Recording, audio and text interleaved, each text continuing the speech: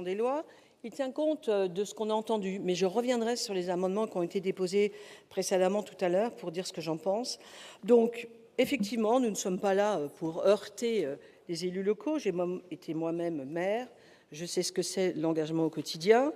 Donc, ce que je propose dans cet amendement, c'est de supprimer la notion dignité humaine, mais je rappelle quand même que le mot dignité, pour celles et ceux qui n'ont pas lu la charte de l'élu local qui existe depuis 2015, je vous conseille de la lire, c'est écrit, le mot dignité. Donc, il n'est pas sorti de nulle part non plus, mais je peux comprendre que cette notion aujourd'hui rajoutée puisse gêner, donc je vous propose de la supprimer.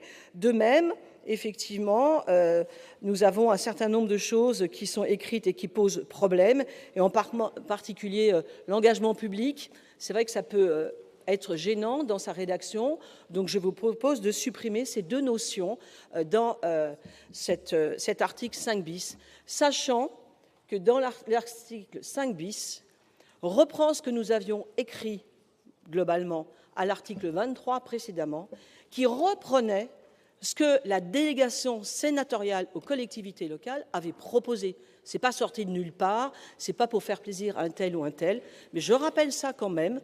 C'est pas, voilà. Donc voilà, je propose de modifier cet article 5 tel que je vous l'ai proposé, et je reviendrai tout à l'heure sur les amendements qui étaient précédemment déposés. Je pense que vous pouvez y revenir maintenant, puisqu'on a terminé les amendements en discussion commune. Bon, je vais vous demander votre avis. Je respecte, voilà.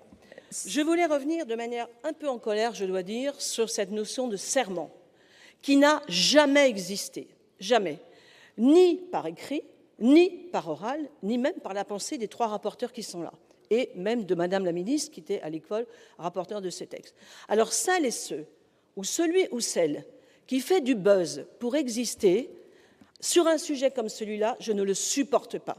Nous n'avons jamais écrit, jamais pensé qu'il y avait un serment. Donc voilà, ceux et celles qui ont écrit ça, qui ont perturbé les élus locaux en disant qu'ils allaient prêter serment, je trouve ça irresponsable, inadmissible, et je saurais à dire à celui ou celle qui a été à l'origine de ça tout ce que j'en pense.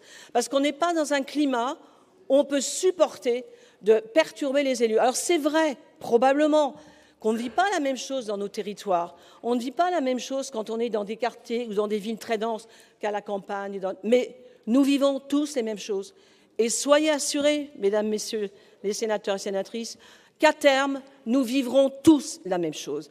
Et donc, il y a des choses qu'il faut affirmer et que le maire, c'est un modèle en matière de ce qu'il doit porter pour la République. Et le faire, et cette charte qui est lue au premier conseil municipal de toutes les villes, c'est la réalité, c'est pas nouveau, c'est pas d'hier.